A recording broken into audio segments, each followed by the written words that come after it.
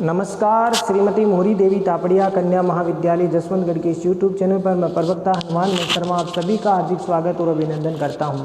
प्यारे विद्यार्थियों, बीए तृतीय वर्ष के पाठ्यक्रम के अंतर्गत हिंदी साहित्य में हम आधुनिक काव्य जो प्रथम प्रश्न पत्र है आपका, उसमें कवि सुमित्रानंद पंत जी की कविता परिवर्तन को पढ़ रहे हैं। उनकी व्याख्याएं की जा रही है उनके पदों की, और यह पल्लव काव्य संग्रह में संकलित है।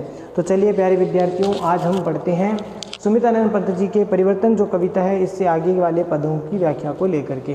देखिए, जगत की सतकातर चित्कार बेंदती बदिर तुम्हारे कान, अश्रु स्रोतों की अगणित धार सिंचती उर्पाषाण, अरे क्षण क्षण शोषो निश्वास छा रहे जगती का आकाश, चतुर्दिक गहर गहर आक्रांति ग्रस्त करती सुख शांति, हाय री दुर्बल भ्रांति, कहाँ नश्वर जगती में शांति, सृष्टि ही का तात्पर्य शांति, जगत अविरत जीवन संग्राम, स्वप्न है यहाँ विराम, स्वप्न है यहाँ विराम। तो प्यारे विद्यार्थियों, इस पद में देखिए सुमित्रानंद पंत जी परिवर्तन को अत्यधिक शक्तिशाली बताते हुए, परिवर्तन जो है पूरी सृष्टि पर प्रभाव अपना डालता है, इसके बारे में यहाँ पर बताया है। साथ ही साथ परिवर्तन है वो कवि ने संसार में जो करुण चित्कार का कारण है वो परिवर्तन को बता रहे हैं इसमें, कि इस संसार में जो करुण चित्कार करुण क्रंदन जो हो रहा है वो सब परिवर्तन के कारण हो रहा है, दुख है वो परिवर्तन के कारण है। और साथ ही साथ परिवर्तन को सुख और शांति का विनाशक है वो इसमें बताया गया है। तो अब हम इसको जो अर्थ है इसको लेते हैं, कुछ एक शब्दार्थ को आप देख लेंगे। सत मने सैकड़ों, कातुर मने करुण, चित्कार क्रंदन, चित्कार जगत मने सृष्टि संसार, भेदती है भेद हो जाता पार हो जाती है, बधिर मने बहरे, अश्रु स्रोत मने आंसू, स्रोत का अर्थ यहाँ पर धारा प्रवासी हैं, अगणित मने असंख्य धारा, सिंचती है उर मने हृदय को, पाषाण मने पत्थर के समान, क्षण क्षण मने प्रतिक्षण, सो निश्वास का अर्थ हो गया गर्म सांसें, दुख से पीड़ित, जगती मने सृष्टि,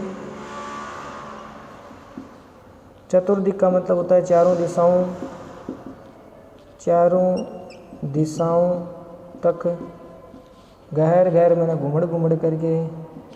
घुमड़ कर आक्रांत करते हैं, ठीक है ना, घुमड़ करके आक्रांत करते हैं, उनको जो है छाए हुए रहते हैं।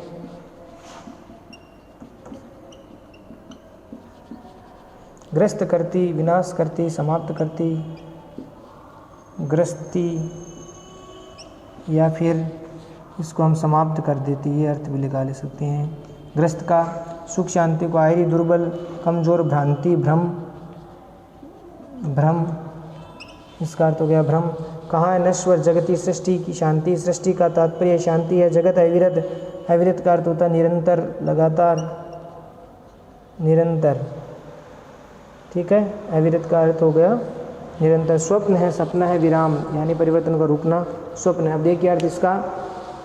तो प्यारे विद्यार्थियों, सुमित्रानंद पंत जी पल्लव काव्य संग्रह में संकलित परिवर्तन कविता में देखिए क्या कहते हैं, कह रहे परिवर्तन तुम्हारे क्रूर जो कार्य हैं उससे सृष्टि के लोगों की सैकड़ों करुण चित्कारें उठती हैं। हे परिवर्तन, तुम्हारे क्रूर कठोर जो कार्य हैं, तुम्हारी निष्ठुरता है, उसके कारण इस संसार के लोगों की सैकड़ों करुण चित्कारें उठती हैं। और वो चित्कारें क्या परिवर्तन तुम्हारे बेदती बधिर तुम्हारे कान, क्या तुम्हारे कान को बेदती नहीं है? कवि पंत जी कहते हैं क्या वो करुण चित्कारें तुम्हारे कान को बेदती नहीं है? क्या तुम्हारे कान बधिर हो गए या बहरे हैं, जिसके कारण तुम्हारे प्रभाव के कारण लोग कितने दुखी और पीड़ित है, और उसके कारण से वो सैकड़ों करुण चित्कार क्रंदन करते हैं। क्या वो आवाज़ चित्कारें तुम्हारे कानों में नहीं पड़ती है? तो कहने का तात्पर्य यह है कि क्या तुम बहरे हो गए हो, जो तुम्हारे कानों पर जो है इन लोगों की करुण चित्कार और क्रंदन वो नहीं सुनाई देता। या यूं समझ लीजिए, इस दूसरे अर्थ में या दूसरे भाव में हम कह सकते हैं कि परिवर्तन के कानों पर कोई भी असर नहीं होता। परिवर्तन है वो किसी के भी करुण क्रंदन को नहीं सुनता, वह अत्यधिक निष्ठुर है।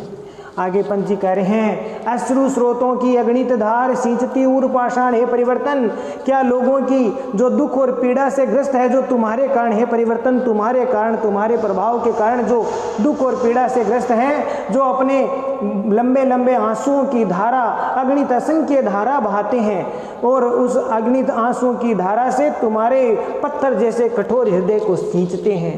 ठीक है, ये परिवर्तन वह तुम्हारे पत्थर के समान कठोर हृदय को, जो आंसुओं की धारा, उन लोगों के दुख और पीड़ा से ग्रस्त लोगों की आंसुओं की धारा से, अगणित असंख्य धारा से तुम्हारे पत्थर जैसे कठोर हृदय को सींचते हैं। क्या तुम्हें ये बात पता नहीं है?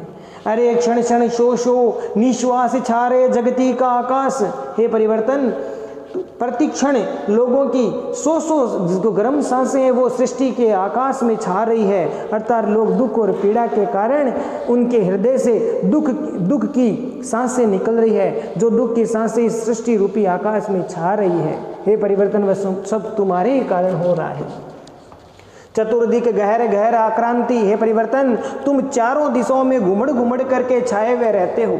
देखो, परिवर्तन पर आक्षेप किया जा रहा है। सुमितन पंत जी इस कविता में परिवर्तन समय या काल को, जो गतिमान है, गतिशील है, उस परिवर्तनशीलता, गतिशीलता के कारण लोगों के ऊपर कितना गहरा प्रभाव पड़ता है, उसका चित्रण इसमें करते हुए कह रहे हैं कि हे परिवर्तन, चारों दिशाओं में तुम उमड़ घुमड़ करके छाए हुए रहते हो, तुम लोगों को आक्रांत करते रहते हो। ग्रस्त करती सुख शांति हायरी दुर्बल भ्रांति, हे परिवर्तन, तुम लोगों के सुख शांति को ग्रस लेते हो, अर्थात समाप्त कर देते हो, इनका विनाश कर देते हो। हे परिवर्तन, तुम इतने क्रूर और निष्ठुर हो कि तुम्हारे कारण लोगों की सुख शांति भी छीन लेते हो, तुम लोगों की सुख शांति का विनाश करते हो, उनकी सुख शांति को तुम समाप्त कर देते हो। आगे देखिए प्यारे विद्यार्थियों, हाय रे दुर्बल भ्रांति, फिर कवि कहते हैं कि हाय रे, ये लोगों की दुर्बल भ्रांति या भ्रम है कि परिवर्तन हमारे जीवन में सुख में होगा। ये लोगों का क्या है? दुर्बल भ्रम है, दुर्बल भ्रांति है। कहाँ नश्वर जगती में शांति? कवि प्रश्न कर रहा है कि कहाँ है नश्वर जगती में से नाशवान, इस संसार में, नश्वर माने नाशवान, जो संसार है, क्षण भंगुर जो संसार है, उसमें कहीं भी शांति नहीं है। हे परिवर्तन, तुम्हारे कारण इस संसार में कहीं भी शांति नहीं है।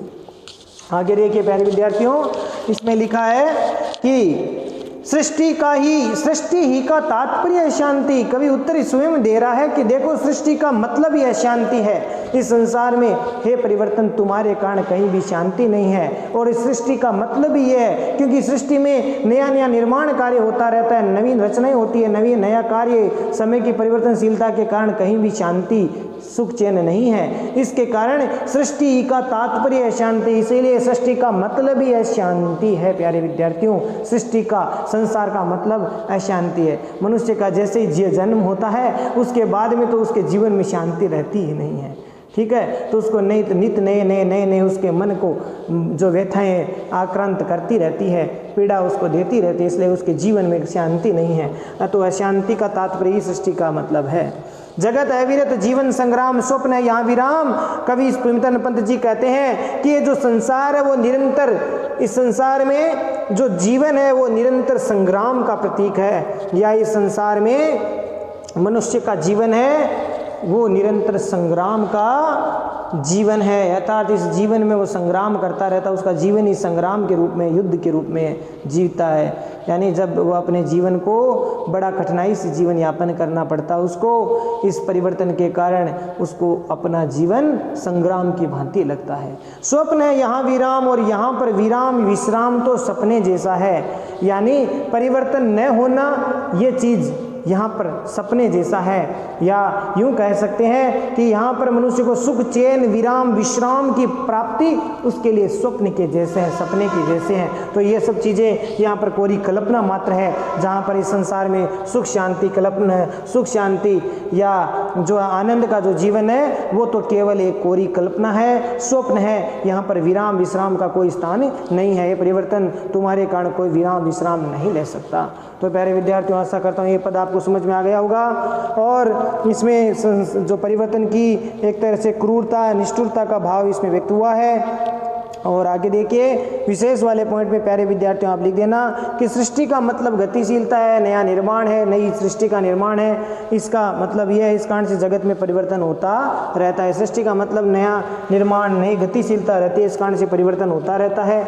और साथ ही साथ आप इसमें लिखते हैं परिवर्तन बहुत ज़्यादा इसमें कठोर निष्ठुर बताया गया है। और उसकी परिवर्तन की निष्ठुरता के कारण उसका प्रभाव, उसके प्रभाव से जो जनता है, जो जगत के लोग हैं, संसार के लोग हैं, वो दुखी और पीड़ित रहते हैं। ये भी लिख सकते हैं आप, ठीक है। और उसके कारण उनके हृदय जो है व्याकुलता लिए हुए होते हैं।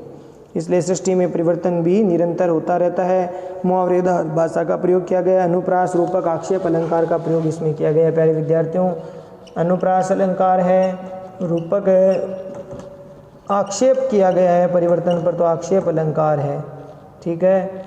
तो इस प्रकार से अलंकार है, तत्सम शब्दावली से युक्त रचना है और मुहावरेदार भाषा का प्रयोग किया गया है। पद योजना प्रशंसनीय, ये आप लिख सकते हैं विशेष वाले पॉइंट में। आप देखिए अगला पद, आशा करता हूँ ये पद आपको समझ में आ गया होगा।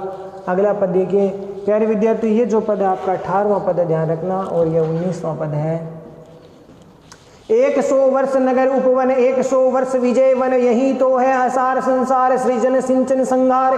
आज गर्वोन्नत हर में अपार, रत्न दीपावली बंतो चारु लूकों के कल भग्न विहार, झिल्लियों की झनकार, दिवस निशी का एक विश्व विशाल, मेघ मारुत का माया जाल।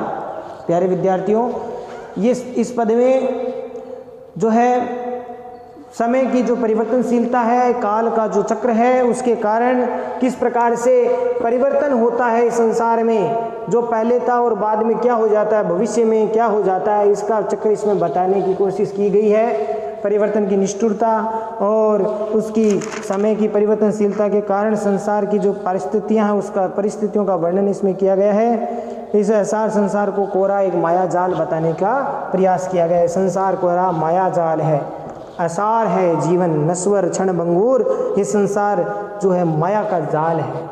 इस प्रकार से यहाँ प्रभाव व्यक्त किए हैं। प्रस्तुत पद्यांश कवि सुमित्रानंद पंत जी द्वारा रचित पल्लव काव्य संग्रह में संकलित कविता परिवर्तन शीर्षक से उद्धृत है। और इसमें जो मैंने बताया वो आप लिख देना प्रसंग में। अब देखिए अर्थ, कवि पंत जी कहते हैं 100 वर्ष यानी सैकड़ों वर्षों तक, सैकड़ों वर्षों या कुछ वर्षों, ठीक है, कुछ वर्षों तक क्या है, नगर उपवन है वो रहते हैं, बगीचे बाग बगीचे रहते हैं, उनकी शोभा होती है, ठीक है। तो यहाँ पर पहले और बाद की बात बताई जा रही है। देखिए कि 100 वर्ष नगर उपवन, इस संसार में 100 वर्ष तक अर्थात सैकड़ों वर्षों या कुछ वर्षों तक नगर का और बाग बगीचों की जो शोभा जो है होती है, शोभायमान होते हैं। कुछ वर्षों तक नगर और उपवन बगीचे सब शोभायमान होते हैं। ऐसे 100 वर्ष तक विजयवन, विजय स्मारक, विजय रूपी जो स्मारक वन है, स्मारक वन जो बड़े बड़े राजा महाराजा जीत करके बड़े बड़े स्मारक बनाते हैं, तो ऐसे स्मारक जो है वो भी विजय स्तंभ स्मारक जो है वो भी कुछ ही दिनों तक, कुछ ही वर्षों तक है वो रहते हैं, अर्थात उनकी शोभा भी कुछ ही दिनों तक रहती है, फिर वो भी खंडहर हो जाते हैं। ये बात इसे बताने की कोशिश की है कि यही 100 वर्ष तक विजय वन, इस संसार में विजय रूपी जो स्मारक वन है, स्मारक है, विजय रूपी जो वन है, स्मारक जो है वो सब भी कुछ वर्षों, सैकड़ों वर्षों तक ही उनकी शोभा होती है, उसके बाद में वो भी क्षीण हो जाती हैं। यही तो है सार संसार, इसीलिए संसार सारहीन है, असार है, क्षण भंगुर है, असार है। यही तो है असार संसार। कवि पंत जी कहते हैं कि संसार सारहीन है, असार है, और क्योंकि इसमें जो उस किसी भी वस्तु का अस्तित्व कुछ ही क्षण, कुछ दिनों तक ही रहता है, उसके बाद में सब क्या हो जाते हैं, उस परिवर्तन के शिकार हो जाते हैं और परिवर्तन के शिकार होने के कारण वो नष्ट हो जाते हैं, उनका विनाश हो जाता है। ये बात इसमें बताने की कोशिश की है, ठीक है। तो इसलिए संसार असार है, ये संसार का नियम है, ये नश्वर संसार है। और यहाँ पर जो है प्यारे विद्यार्थियों, इस संसार में कभी सर्जन होता है, रचना होती है, निर्माण होता है। जैसे कोई पौधा होता है तो उसकी रोपाई होती है, फिर उसकी सिंचन होता है, सिंचाई होती है, सिंचाई की जाती है और उसके बाद में वो विनाश को प्राप्त करता है, उसका संहार होता है।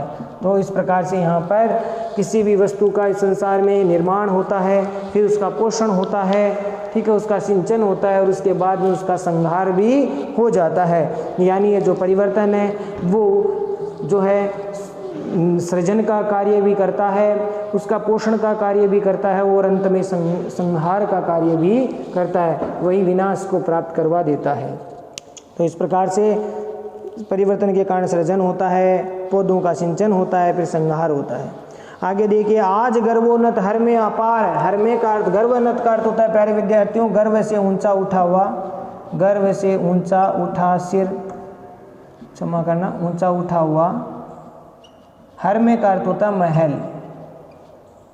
हर में का अर्थ, हर में अपार माने असंख्य, जो असंख्य बड़े बड़े जो महल हैं, ठीक है, जिनमें राजा महाराजा रहते थे, ऐसे असंख्य महलों में समय भी इतना, उन पर भी इतना प्रभाव रखता है कि वो जो असंख्य महल कभी राजा महाराजाओं से जो है शोभायमान होता था, समय के थपेड़ों से, परिवर्तन के कारण वो भी क्या हो जाते हैं, ध्वस्त हो जाते हैं, खंडहर हो जाते हैं। तो ये इसमें बताने की कोशिश की गई है।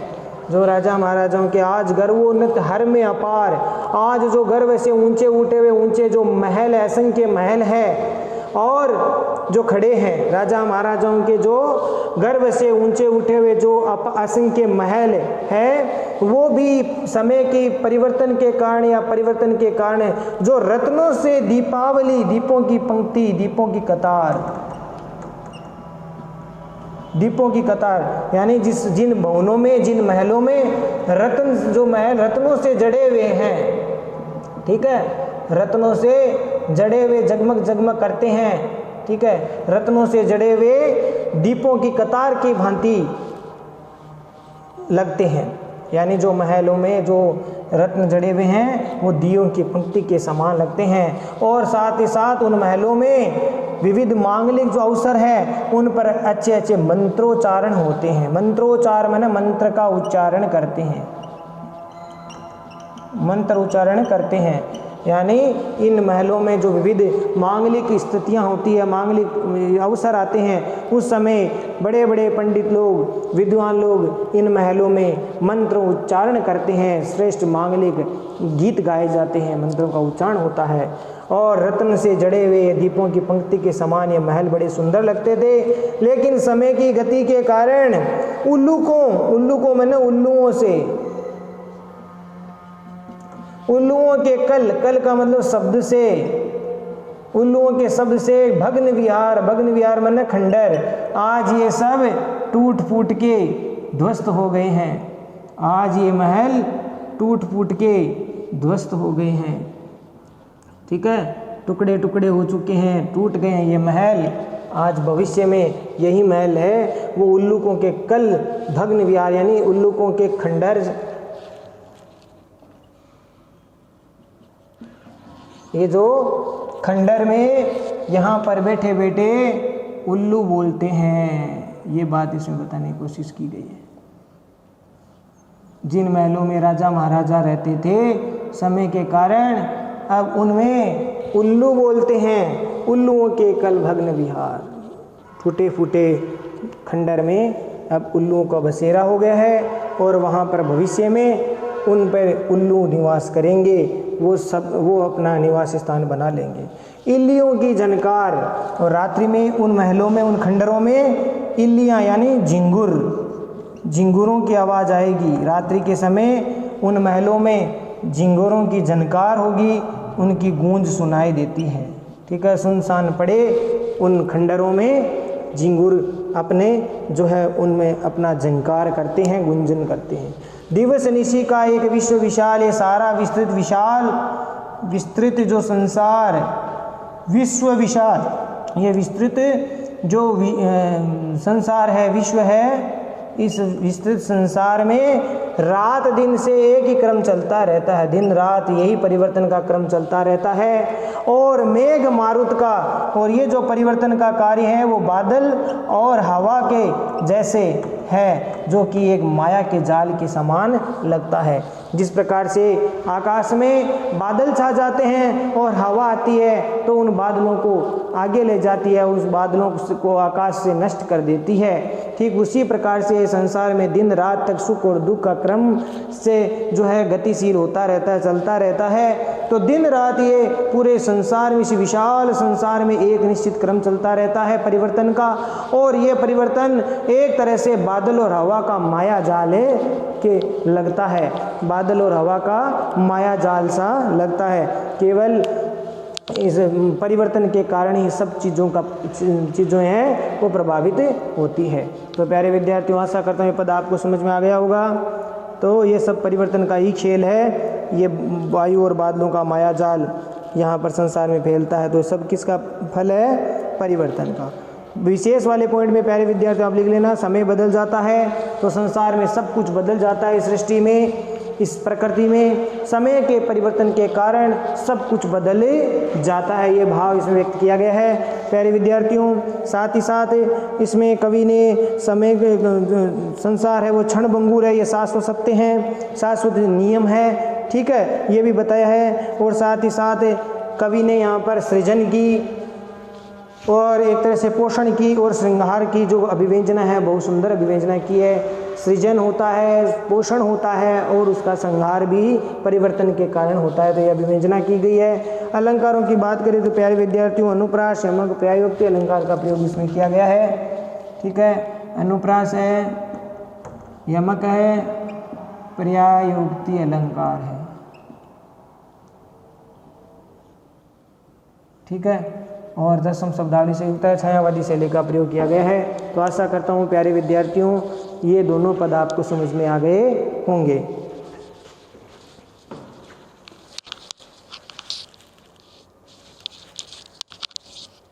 तो ठीक है प्यारे विद्यार्थियों, आज के लिए बस इतना ही। अगले वीडियो में सुमित्रानंद पंत जी की कविता परिवर्तन के आगे के जो पद हैं उनको लेकर के फिर हाजिर होंगे। तब तक के लिए इन पदों की व्याख्या को आप ठीक से पढ़िए, नोट्स बनाइए और याद कीजिए इनको, और चैनल को लाइक, शेयर और सब्सक्राइब करना ना भूलें। जय भारत, जय हिंदी, धन्यवाद।